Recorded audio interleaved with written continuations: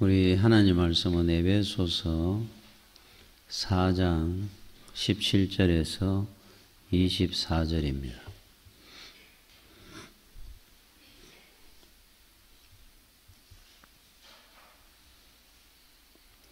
그러므로 내가 이것을 말하며 주 안에서 정언하노니 이제부터 너희는 이방인이 그 마음에 허망한 것으로 행함같이 행하지 말라.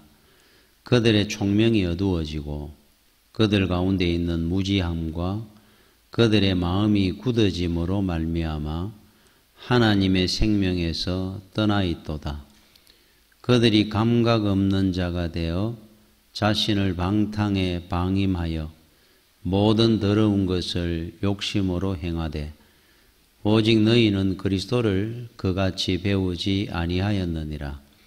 진리가 예수 안에 있는 것 같이 너희가 참으로 그에게서 듣고 또한 그 안에서 가르침을 받았을진데 너희는 유혹의 욕심을 따라 썩어져가는 구습을 따르는 옛사람을 벗어버리고 오직 너희의 심령이 새롭게 되어 하나님을 따라 의와 진리의 거룩함으로 지으심을 받은 새 사람을 입어라.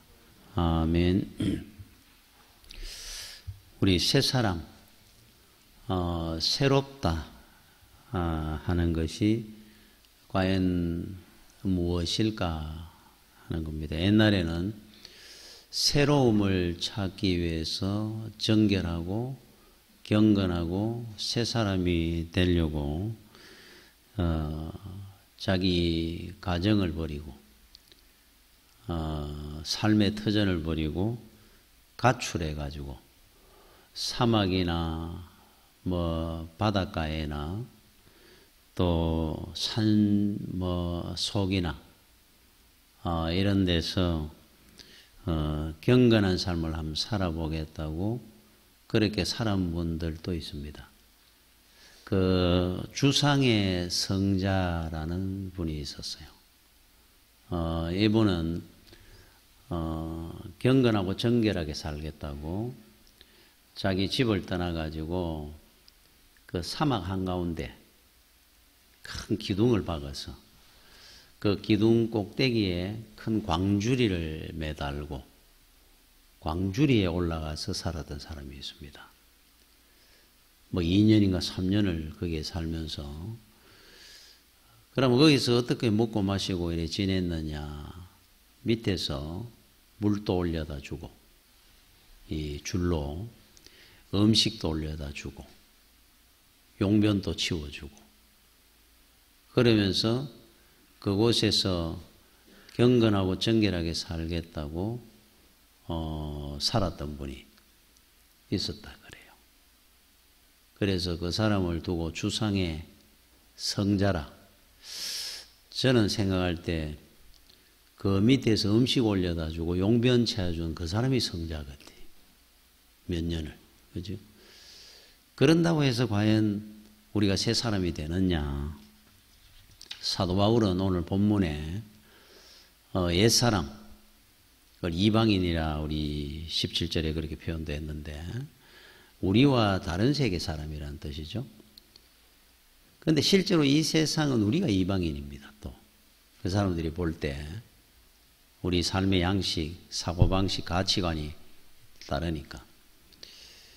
그래서 어찌됐든 사도 바울은 우리 편에서 보고 저들을 이방인이라 거듭나지 못하는 자, 예수 믿지 않는 사람, 그 옛사람과 새사람을 이렇게 분류를 해가지고 설명을 해놓은 겁니다. 새사람은 어떻게 되는 거고 옛사람은 어떤 사람이 옛사람이다. 우린 새사람을 입어라 그랬으니까 옷으로 표현했습니다. 옛사람을 벗어버리고 새사람을 입어라. 그래서 새사람을 입는다. 그리스도로 옷 입어라. 진리로 옷 입어라. 이런 말이죠.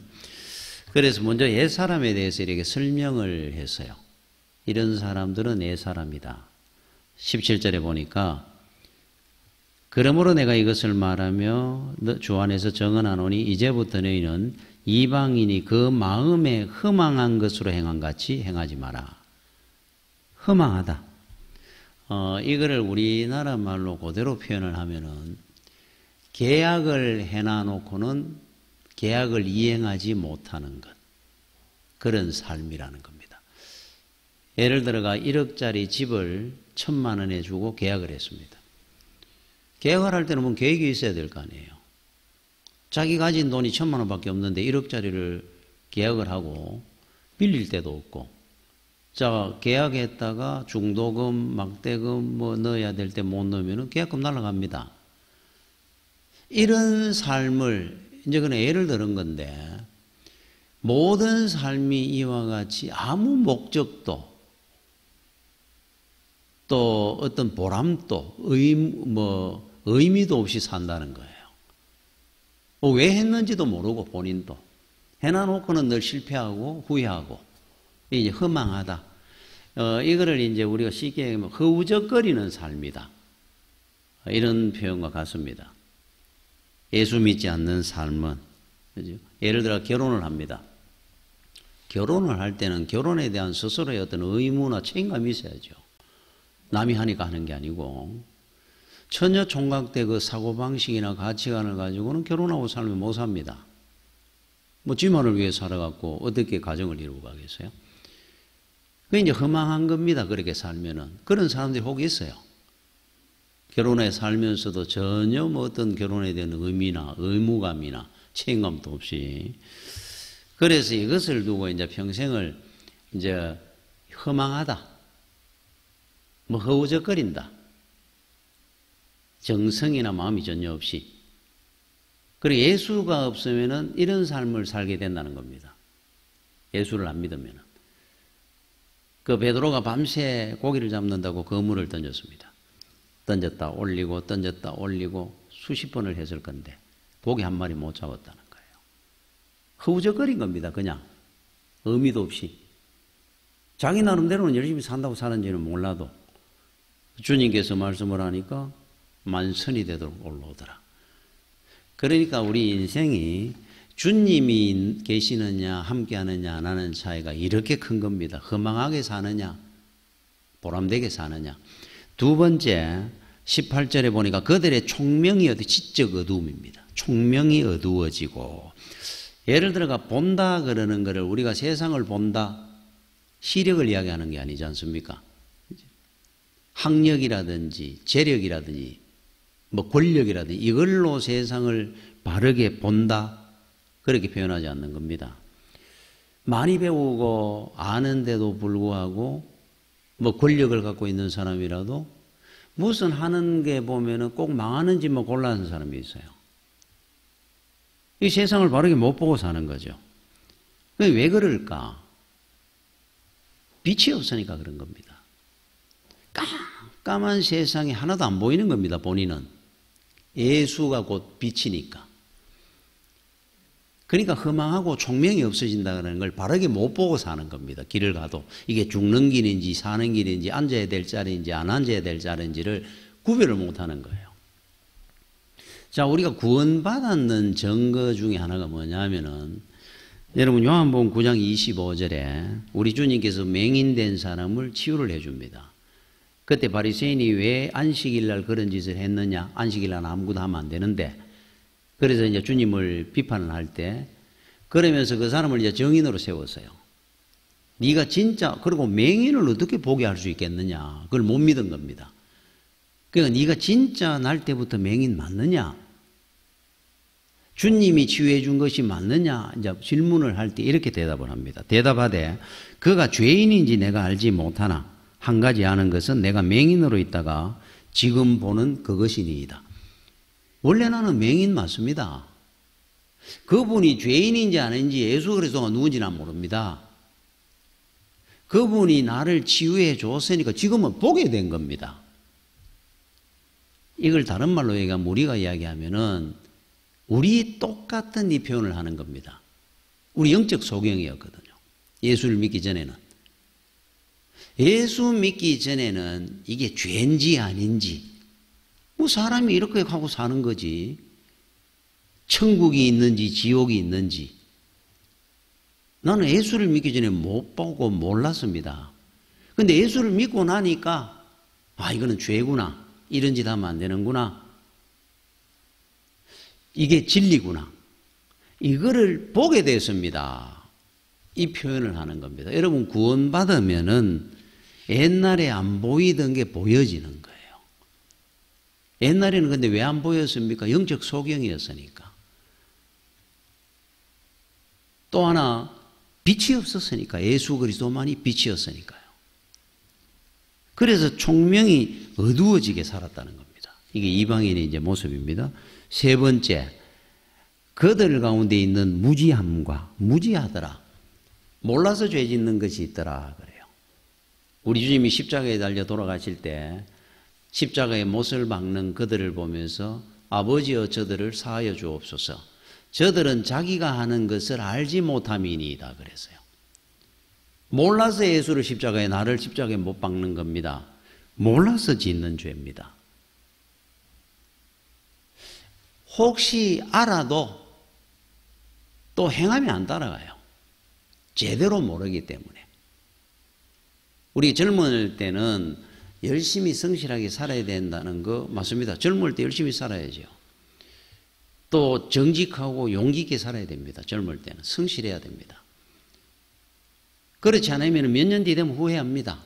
10년, 20년 지나고 나면. 젊을 때 그렇게 안 살아놓으면. 근데 그거 모릅니까? 우리 젊은 청년들이 그걸 몰라가지고 허랑방탕하게 그 좋은 젊음의 그 귀한 시간을 보내는 겁니까? 몰라요. 그런데 보면은. 나중에 나이가 들어가 후회하는 이유입니다. 많은 사람들이. 그때 내가 그렇게 살아서는 안 되는데 좀 더 열심히 살았으면 더 나았을 걸. 알 것 같은데 왜 모를까? 선배들을 보고 부모님 세대를 보고 세상을 보면은 내가 이래 살면 안 되는구나 하는 거 알 것 같은데 무지함이 막고 있는 거예요. 모릅니다. 본인이 그렇게 살면 안 되는지를, 그 시절을. 제가 그 청년 그 옛날에 알던 한 청년이 그 젊음의 가치를 그 청년은 알고 있었어요. 어떤 이야기를 했느냐 하면은 나이가 한 25에서쯤 됐었는데 당시에 그 정주영 회장, 뭐 이병철 회장 이렇게 살아계실 때입니다. 나이가 많은 한 40년쯤 전에. 그런데 그런 이야기를 하더라고요. 그분들이 한 70대 뭐 이래 안 되겠습니까?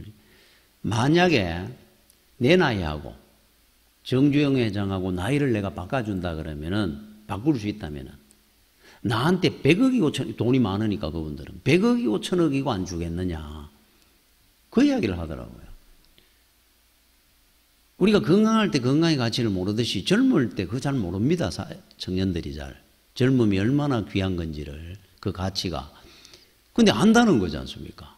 100억, 1000억 갖고도 못 바꾸는 젊음이라는 것을 본인은 갖고 있다는 뜻이잖아요. 저는 그 이야기에 참 놀랐습니다.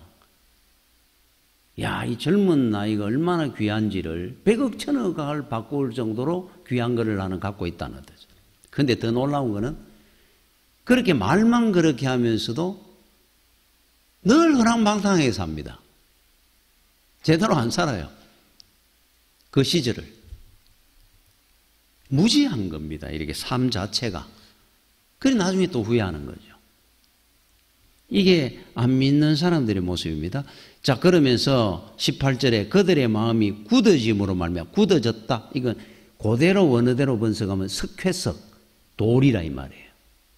돌이 되는 증거 중에 하나가 하나님 말씀을 들어도 못 듣습니다. 봐도 못 봅니다. 돌이니까. 여러분들은 지금 제가 이렇게 말씀을 전하는 게 들려지잖아요. 믿어지지 않습니까? 들려진다는 것은 믿으니까 듣는 거죠. 못 듣습니다. 무슨 소리 하는지 이해를 못 해요. 석회석이 됐으니까. 그러면서 19절에 그들이 감각 없는 자가 되어 자신을 방탕에 방임하여, 방탕하도록 내 던졌다 하는 이런 표현이잖아요. 방임. 그런데 그대로 하면 포기하다 하는 의미가 있어요. 포기하다. 바르게 사는 길을 스스로 포기하다. 인간 되는 것을 포기했다. 이런 뜻입니다. 그러니까 세상에 그렇게 살면 안 되는데 술이나 먹고 방탕하게 살도록 스스로를 포기하고 사는 겁니다. 인생을. 그렇게 살 시간이 어디 있습니까 원래는. 그죠?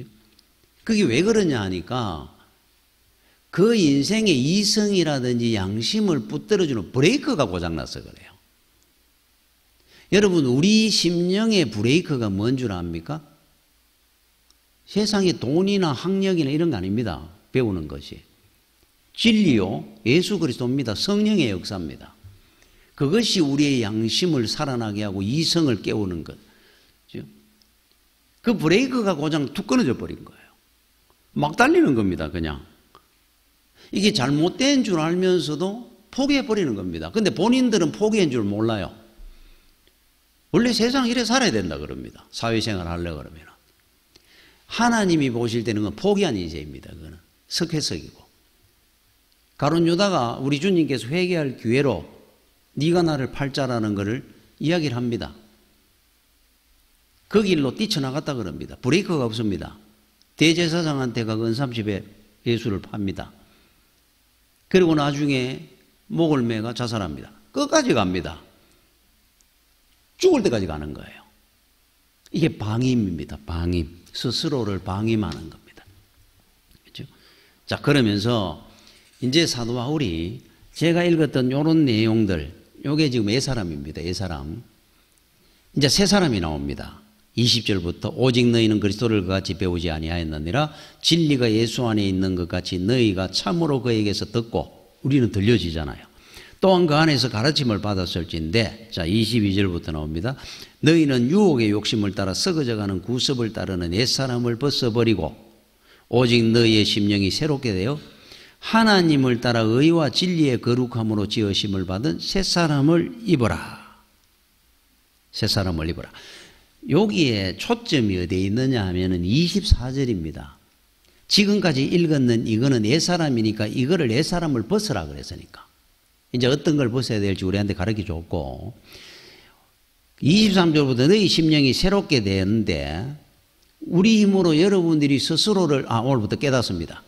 나는 앞으로 이렇게 안 살아야지. 여러분 하루에 10번을 다짐을 해보십시오. 되는가? 안 됩니다. 술 하나 못 끊습니다. 담배 끊는다고 5년 10년을 고생하는 분도 봤는데 이게 안 됩니다. 자 그러면은 이게 그럼 어떻게 우리는 새 사람이 된다는 겁니까? 안 되는데. 그러면 포기하는 겁니까? 24절에 하나님을 따라 의와 진리의 거룩함으로 지으심을 받은 새 사람을 입어라. 지으심을 받았다 그럽니다. 우리가 수동형입니다. 하나님을 따라 의와 진리의 거룩함으로 지으심을 받아야 돼요. 내가 한다는 겁니까? 나는 못하죠. 하나님이 지어줘야 됩니다. 우리를. 예수를 믿고 은혜를 받아야 새 사람이 되는 거예요. 우리 스스로의 어떤 이성으로 결심으로 약속으로 이루어지는 것이 아니고 그러니까 우리는 늘 포기하는 겁니다. 하다가 매년 시작할 때 성경 한번 읽어본다고 하다가 창세기 출애굽기 레위기 못 넘어가다가 끝납니다. 올해는 꼭 한두 권 해야 되지 하다가 실패하는 이유입니다. 내 힘으로 안 되거든요. 이런 거 하나도. 그러니까 하나님이 지어주셔야 되는 겁니다. 우리에게. 자 그렇다면 오늘까지 이래 한번 돌아보십시오. 과거를. 그동안 내가 살아온 것이 이렇게 예수 믿고 주를 위해서 헌신했던 거 또 내가 잘못 살아올 때 하나님이 막아주셨던 거 이런 거 다 여러분들이 아마 지금 좀 생각이 납니다. 내가 잘못된 길을 갈 때 주께서 징계를 하면서까지 질병을 통해서도 실패하도록 만들어서라도 하나님께서 나를 거꾸로 떨으시고 방향을 틀게 해주셨고 그래서 오늘 내가 있구나. 누가 했다는 겁니까? 나 또 서면 나도 가룟 유다처럼 끝까지 갔을 건데 주님께서 나를 특별히 사랑하셔서 나를 새 사람으로 만들어 오셨구나. 그 고백을 하는 겁니다. 맞습니다. 여러분들이 하나님을 위해서 지금 결정을 합니다. 이제 앞으로 내가 오늘 헌신하고 살아야 되겠다. 기도하고 살아야 되겠다. 충성을 해야 되겠다. 내 힘으로 안 된다는 거죠, 늘. 그러다 보면 스스로 포기합니다, 또. 또 방임합니다. 그 해는 고마. 여러분, 그 진시황, 중국의 시안이라는 서안이라는 곳에 가면 있다고 하던데, 저는 가보지는 않았습니다.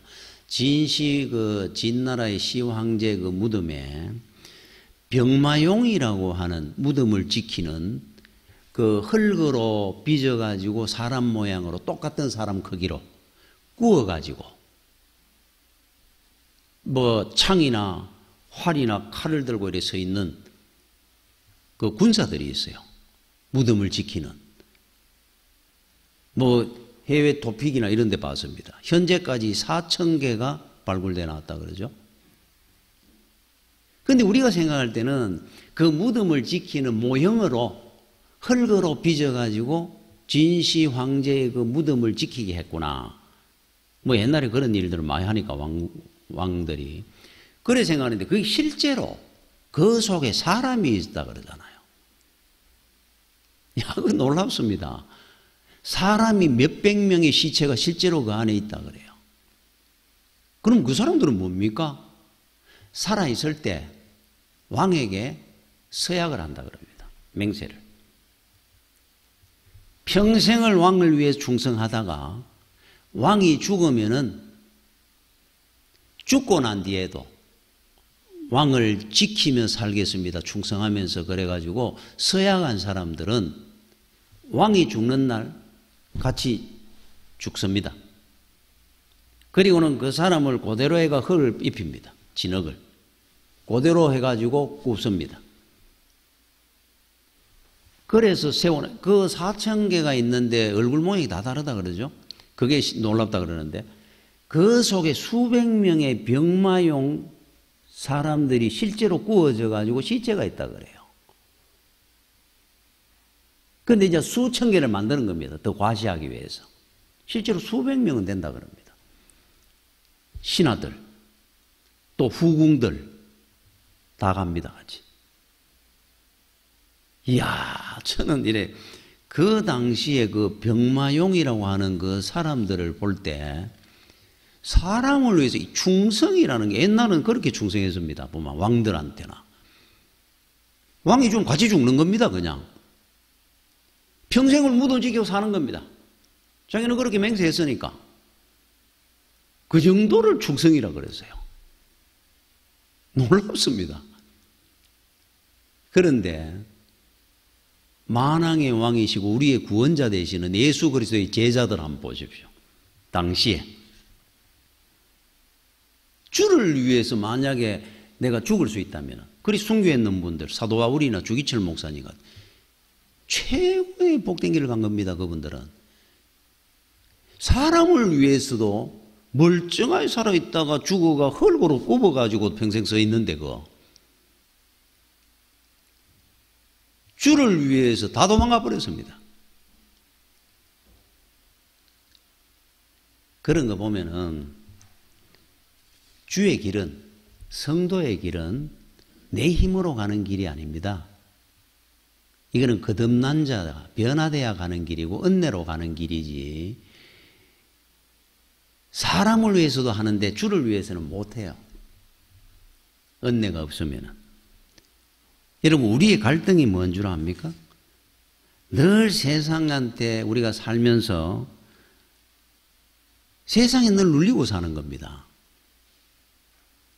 우리가 어떤 사람들인데, 그죠?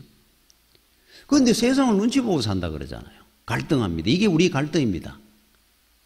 그게 왜 그러냐 하면은 세상 사람들과 우리가 볼 때, 제가 얘기했죠. 우리가 볼 때 저쪽 사람이 이방인이고 저쪽이 볼 때 우리는 이방인이거든요. 뭐 삶의 어떤 그 모습이라든 이게 완전히 다릅니다. 저 사람들하고 가치관이나. 우리는 천국이 가치관이잖아요. 이 가치관이 다르다 보니까 우리는 이방인처럼 왕따대가 사니까. 그러다 보니까 어디를 가면 뭔가 안 맞습니다. 그런데 이게 왜 그러냐 하면은 여러분 우리나라 사람들이 미국 이민을 가면은 우리나라에서 좋은 대학 나오고 좋은 기업에 대기업에 다니다 가도 슈퍼도 하고 세탁소도 하고 노동도 하고 살아요. 그 나라에는 백인 사회, 미국이라는 사회에 가다 보니까 우리나라 사람들이 내 이만큼 대학 나왔습니다. 뭐 대기업 다니면 안 알아주는 겁니다. 그리고 뭐 어쩔 수 없이 바닥 인생을 사는 겁니다. 사실은 그래서 우리가 늘 본향하는 표현을 쓰는 것이 우리나라는 따로 있습니다. 우리는. 여기 이민와 있는 거하고 똑같아요. 그러니까 우리 모습 그대로 우리의 것을 인정을 못 받고 사는 것이 많습니다. 그러나 여러분들이 알아야 될 것이 있습니다. 우리는 우리 주님 말씀으로서는 우리 세상을 이길 수 있는 능력과 은혜와 부유함 속에 있다는 사실을. 다릅니다. 세상 사람들하고 우리는. 다르다는 걸 여러분들이 스스로 알고 살아야 됩니다. 우리 자신이 그걸 모르니까. 여러분 대표적인 예를 하나 이야기할까요? 여러분 창세기 47장 7절에 요셉이 자기 아버지 야곱을 인도하여 바로 앞에 서게 하니 야곱이 바로에게 축복을 하더라. 축복함에 가는 게 나옵니다. 이게 가나안 땅에 기근이 들어가지고 요셉이 먼저 가가지고 총리가 되고 자기 가족들을 70명 불러들입니다. 그때 야곱이 이제 아버지 야곱부터 해가 자식들 후손들 그 뭐 다 데리고 들어갑니다. 이 바로왕 앞에 이제 요셉이 소개를 해요. 아버지를. 그러니까 이제 묻습니다. 네가 몇 살이냐? 내 나이 137입니다. 지금 바로는 애굽이라는 대제국의 황제입니다. 황제. 이 노인 한 사람이 온 겁니다. 밥 얻어 먹으려고. 아들이 그래도 출세했다는 것 때문에. 새카만 목축업 하던 사람들이 70명 가족 손주들 이끌고 이제 돌아가지고 인사를 합니다. 고개를 푹 숙이가 있을 거 아니에요? 그런데 놀라운 일이 하나 있습니다. 야곱이 바로왕에게 축복 기도를 하더라 그러잖아요. 내 나이 130이 되는 노인입니다마는 내가 바로왕한테 당신에게 내가 축복하겠노라. 야, 놀랍지 않습니까? 그 당시 야곱은 자기가 어떤 존재라는 걸 알고 살았던 사람이에요. 나는 하나님의 자녀고 당신은 아무리 대제국의 황제라 할지라도 내하고 당신하고는 비교가 안 된다는 거예요. 부요함이, 권세가 영적 세계에서 그거를 들이내고 살았던 사람입니다. 이 사람은.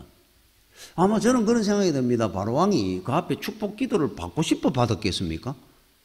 처음에 의아했을 것 같아요. 이 노인이 지금 내한테 뭘 하는 거냐? 신이었거든. 그 당시에 왕은. 바로는 신이었습니다. 신, 사람들 앞에. 그를 노인이 하나 와가지고 축복을 해주더라 그럽니다. 의의가 없었을 것 같아요. 그러면서도 깜짝 놀랐을 것 같아요. 나는. 이 양반이 뭐가 있으니까 이거 하나? 안 그랬겠습니까? 우리가 바로 야곱이 돼야 됩니다. 원래는. 세상 앞에 뭐 좀 더 가졌다, 더 배웠다, 더 높은 지위에 있다. 그게 무슨 상관입니까, 우리한테? 앞으로 그들이 가는 길은 지옥이 우린 천국이니까. 우리는 하나님의 자녀된 권세를 갖고 살지 않습니까? 여러분, 계란으로 바위 치기 하는 말이 있죠. 계란으로 여러분 바위를 치면 수백 개, 수천 개를 던지가 바위가 금이라도 가겠습니까? 계란이 다 부서지지? 아니, 뭐 톡 때리면 부서지는 게 계란인데. 그런데 여러분, 성경에 보면은 계란으로 바위를 부수는 역사들입니다, 이게. 골리앗을 다윗이 쓰러뜨리는 거 한번 보십시오. 아무것도 무장도 없이 돌멩이 하나 들어 그 대장군을 골리앗 앞에 몇만 명의 이스라엘 군대가 얼굴을 못 들고 있는데 이 계란으로 바위치기 하는 거 아닙니까? 여리고 성 무너뜨리는 거 한번 보십시오. 홍해 가르는 거 한번 보십시오. 모르드게가 권세자였던 하만을 오히려 자기가 죽을 자리에 목매다는 거 한번 보십시오. 계란으로 바위를 깨뜨리는 비법을 알아야 됩니다, 여러분들이. 우리는 저들 앞에 대면은 우리는 계란이거든요. 보는 그대로 보면 우리는 고개 숙여야 됩니다. 눌리고 살아야 됩니다. 그런데 계란으로 바위를 수백 개씩 부수는 그 역사를 한번 보십시오. 얼마나 놀라운가. 그게 우리의 자랑이고 자존심입니다. 계란으로 바위를 한번 부숴보는 겁니다. 사람들이 깜짝깜짝 놀라도록. 상상을 한번 해보십시오. 큰 바위 위에 조그마한 계란을 던졌는데 가위가 쭉 짜게지는 거. 그 계란이 누굽니까? 우리잖아요, 우리. 계란으로 앞으로 바위를 부서뜨리는 법만 알마. 여러분들은 세상 앞에 더 놀라운 역사를 사람들이 더 존경하게 볼 겁니다. 우리가 가는 길이거든요. 그러니까 세상을 두려워할 게 아닙니다. 우리는 새 사람의 길을 가도 세상을 얼마든지 이깁니다. 거룩하게 살아도, 진리 안에 살아도. 여러분, 요한복음 19장 30절에 예수께서 신포도주를 받으신 후에 이르시되 다 이루었다 하시고 머리를 숙이니 영원히 떠나가시니라. 십자가에 달려 돌아가실 때 모습입니다. 가상칠은 마지막 말, 다 이루었다. 야, 저는 이 말이 너무너무 멋있는 것 같아요. 앞으로 우리가 이래 가야 됩니다. 원래는 아버지로서, 성도로서, 남편으로서, 이 땅의 한 사회인으로서 우리가 갈 때 후회가 없이 성도답게 다 이루었습니다. 주여 감사합니다. 이 인생이 돼야 되는데 후회할 것만 남기고 할 말도 없고 부끄러운 것만 있으면 얼마나 부끄럽겠습니까? 이 땅에 성도답게 살다 가야 되는데. 이거 우리 고백이 돼야 됩니다. 원래는. 주님이 가르쳐 준 겁니다. 갈 때 이래 가라고. 너희들도. 다 이루었다. 그게 인생입니다. 성도의. 여러분, 중국의 한나라 때 황제가 이제 바깥 궁궐을 나가지고 행차를 하는 중에 한 80 정도 되는 80쯤 된 노인 한 분이 지나갑니다. 말을 걸었습니다. 황제가. 네 나이가 몇 살이냐? 하도 나이가 많고 그 당시 80 같으면 얼마나 많습니까? 그 노인이 고장해가 지나가니까 보다가 저 나이에 무슨 일을 한다고 저러나 싶어가지고 네 나이가 얼마냐? 4살입니다. 그래요. 그 황제가 웃으면서 어디 감히 누구 앞에 이제 농담을 하는 줄 알고 내가 네 나이가 얼마냐고 물었거늘 누구 앞에서 4살이라고 그러느냐? 이래 웃으면서 왕이시여 제가 왕이 말 보시는 대로 나이는 80인데 76년은 철이 안 들어가 세상을 내가 바르고 옳게 못 살아가지고 허살았는 세월이니까 76부터 제대로 인생도 보고 세상도 보면서 4년 제대로 살았습니다. 이제 인생 나이 그거 뭐 중요합니까? 내 살은 나이가 바르게 사는 게 4살밖에 안 되는데 야, 네 말이 맞구나. 그랬다 그래요. 자, 여러분들은 하나님이 묻습니다. 너는 나이가 몇이냐? 예수 믿고 거듭나고 변화된 게부터 나이입니다. 원래는. 지금까지 살은 거 허살한 겁니다. 그 노인의 계산법에 의하면 그거 빼야 됩니다. 그러면 여러분 몇 살 정도 될 것 같아요? 7살? 이제 돌 지났다는 겁니까? 그동안 그러면 저지레만 하고 살았습니까? 하나님이 만약에 만왕의 왕이신 하나님께서 네 나이가 몇이냐 물을 때 여러분들은 몇 살이라고 할 것 같습니까? 주님 앞에 여러분이 갈 때 지금부터 떠날 때 세상을 떠날 때 뭐라고 말하고 떠나고 싶습니까? 다 이루었다. 지금부터라도 몇 살이라도 바르게 살다 가야 안 되겠습니까? 그래도 나는 4살입니다 하는 그분은 참 괜찮았는 것 같아요. 평생을 살다 가는 사람이 허우적거리다 사는 사람이 얼마나 많습니까? 그래서 오늘 여기 본문에 보니까 옛사람 벗어버리고 새사람을 입어라. 사람은 무슨 옷을 입느냐에 따라 다릅니다. 삶이. 예비군복 입으면 남자들은 그냥 뭐 은행이 달라지고 양복을 입으면 은행이 달라지듯이 그리스도로 옷 입은 삶을 살 때부터가 진짜의 삶입니다. 그건 내 힘으로 하는 게 아닙니다. 주께서 하시는 거예요. 여러분 마크 트웨인이라는 분이 썼는 소설 왕자와 거지라는 소설이 있죠. 굉장히 유명한 소설인데 우리는 그 소설을 잘 많이 읽어보지는 않고 대강은 압니다. 16세기 시절에 당시에 이 가난한 집안의 빈민가에 영국에 톰이라는 한 소년이 태어납니다. 아버지는 술주정뱅입니다. 온 집안이 글을 못 읽는 까막눈입니다. 그런데 톰만 신부님한테 글을 배웠습니다. 이게 나중에 이제 왕자의 삶을 사는데 유용하게 되는데, 근데 그 당시에 같은 날 같은 시에 왕자 한 사람이 태어나는데, 이 에드워드 6세라고 하는 그 왕자가 같은 날 같은 시에 태어났어요. 그런데 웨스트민스터 궁전에서 둘이가 만납니다. 이제 나이가 이제 좀 들어가지고 이렇게 만났는데, 그때 보니까 둘이가 봐도 너무 닮았습니다. 그런데 에드워드 6세라는 이 왕세자입니다. 거지 톰에게 이런 말을 해요. 나도 너처럼 누더기를 입어도 좋으니까 하루라도 간섭 안 받고 내가 하루라도 좀 살아봤으면 좋겠다. 너처럼 진흙탕에도 뒹굴어 보고, 나는 그렇게 못 사는 게 너무 안쓰럽다는 거예요. 자, 거지가 볼 때는 왕자가 되고 싶은데 이 왕자는 거지가 되더라도 그렇게 살고 싶다는 거예요. 그럼 우리 바꿔보자. 톰이 왕자가 됩니다. 왕자의 옷을 입었습니다. 에드워드 6세는 거지의 옷을 입었습니다. 톰의 옷을.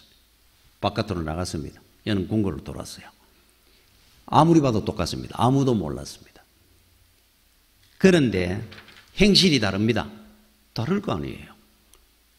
이 거지는 거지의 촌으로 가니까 왕초가 돈을 대대로 동양 안에 온다고, 밥을 제대로 안 얻어온다고 두드려 팹니다. 이 왕자인데 맞으면서도 얼마나 당당합니다. 어디 무례하게 짐의 몸에 손을 대느냐 소리를 질러요. 그러니까 이게 뭐야 그러면 또 두드려 맞습니다. 톰은 왕자가 되고 왕궁에 사는데도 불구하고 막 주워 먹습니다. 아니, 왜 이러시느냐고. 왕자, 왕세자가 왜 이렇게 막 행동하느냐고. 일부러 이랍니까? 말립니다. 손 씻으라고 가온 거를 물무락한 줄 알고 대야를 마시고 물을 마시기도 하고, 옷 하나를 줘도 제대로 못 입습니다. 자, 그러니까 시간이 갑니다. 어느 날부터인가 톰은 왕자로서의 삶이 익숙해지기 시작합니다. 조금씩 배워갑니다. 그런데 그 마음속은 늘 거지입니다. 아직. 에드워드 6세는 거지의 삶을 외면은 거지인데 내면은 왕자입니다. 늘 당당합니다. 자, 그러다가 아버지 왕이 헨리 8세가 죽습니다. 그래서 그 왕세자에게 대관식을 합니다. 왕위를 물려주는데, 그때 캔터베리 대주교가 이제 왕위를 물려주고 왕관을 톰의 머리에 얹으려는 순간에 왕궁에 한 거지가 뛰어들어옵니다. 왕관을 그자의 머리에 씌우지 마라. 내가 바로 이 나라의 왕이다. 그래요. 깜짝 놀랐습니다. 웬 거지가 뛰어들어가지고 저놈을 단장 포박해서 내쫓아라. 그때 톰이 무릎을 꿇으면서 저 사람에게 손대지 마라. 저가 바로 이 나라의 왕이시다. 그래요. 깜짝 놀랍니다. 전부. 그러고는 그 누더기 옷을 입고 왕좌로 올라갑니다. 그러면서 이 사람들이 못 믿으니까 왕자의 신분을 밝힐 수 있는 게 하나, 옥새가 어디 있는지 아느냐. 왕마입니다. 왕자마. 그랬더니만은 하도 오래돼가 기억이 안 납니다. 그때 톰이 먼저 드러났는 것이 있어가 저 벽에 걸려있는 저 투구 소매 안에 옥새가 있습니다. 일러줍니다. 그걸 듣고 저 소매 안에 옥새가 있더라. 그럽니다. 그 나중에 옥새가 나왔어요. 그리고는 대관식을 하고 진짜 왕이 됩니다. 왕이 되고 난 뒤에 톰에게 묻습니다. 나도 잊어버렸는데 니한테 이야기는 했지만 너는 어떻게 기억하고 있었느냐? 아, 나는 저걸 여러 번 사용했기 때문에 압니다. 아니, 네가 옥새를 사용했다고? 예, 호두 까먹는 데 썼습니다. 깜짝 놀라고 웃습니다. 기껏 해봐야 옥새라는 그 귀한 거를 호두 까는 데 쓰는 겁니다. 이 거지는. 그죠? 아무리 왕자의 삶을 살아도 늘 거지입니다. 속은.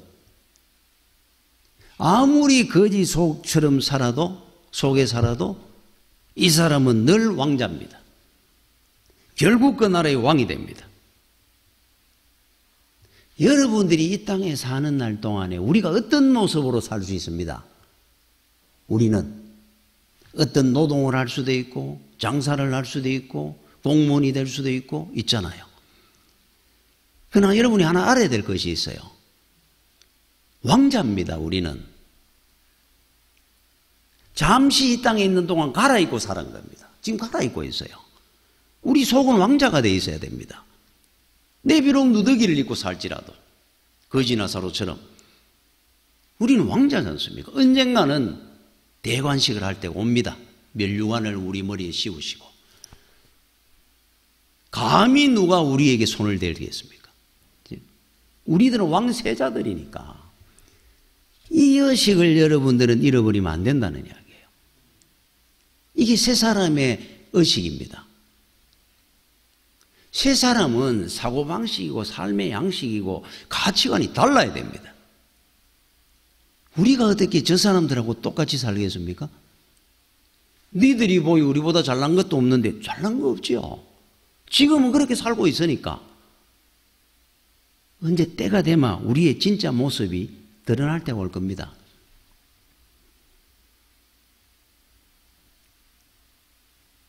여러분, 이 나중에 이런 이야기가 나옵니다. 끝에 이 왕자에게, 에드워드 6세에게 왕이 되고 난 뒤에 고위 관리 하나가, 이 사람은 워낙 사회에 같이 백성들하고 살아봤기 때문에 알거든요. 그 고달픔을. 그래서 정책을 펴는데 굉장히 온화한 정책을 많이 펴니다. 고위 관리 하나가 거기에 반기를 들었어요. 왕이요, 저 백성들은 저렇게 안 해도 됩니다. 그래도 충분히 잘 살고 있는데 굳이 그렇게 관대한 법을 자꾸 만드십니까? 그때 에드워드 6세가 여러분 왕자와 거지의 끝부분이 그래 나옵니다. 그대는 아느냐? 저들이 얼마나 힘들고 어려운지를. 나도 알고 백성들은 알아도 그대는 모르노라. 그랬다 그래요. 야, 저는 그럴 것 같아요. 나중에 여러분 욥기에 나오는 사탄이 하나님 앞에 그럴 것 같습니다. 만왕의 외신 하나님 앞에 저들에게 그렇게 관대하게 많은 은혜를 베풀 필요가 없습니다. 받을 자격도 없습니다. 저들은. 그런데 뭐 때문에 하나님께서 그렇게 많은 은혜를 주고 사십니까? 하나님이 그러실 것 같아요. 네가 아느냐? 죄와 사망의 억눌림과 그늘 속에 얼마나 고통스럽게 살고 있는지를 사람들이. 나도 알고 인간들은 알아도 너는 모를 것이다. 다 구중을 할 것 같아요. 우리 편에 서서. 우리의 고달픔을 아신 하나님께서. 그리고 우리한테 부탁을 할 것 같습니다. 너희들이 하나님의 자녀답게 앞으로 살아주겠느냐? 물을 것 같아요. 그럼 우리는 그래야죠. 예, 주여. 주를 위해서 살겠나이다. 하나님의 자녀답게 왕자답게 살아보겠습니다. 약속하는 여러분들이 되시기를 축원합니다. 기도하겠습니다. 주여, 은혜를 감사를 드립니다. 하나님 은혜 안에 우리가 살아가면서도 정말 하나님 보시기에 부끄러운 삶을 살지 않도록 저희들의 삶을 지켜주시고 붙들어 주시기를 원합니다. 새 사람의 길을 갈 수 있도록 은혜를 베풀어 주시옵소서. 예수님 이름으로 기도드립니다. 아멘.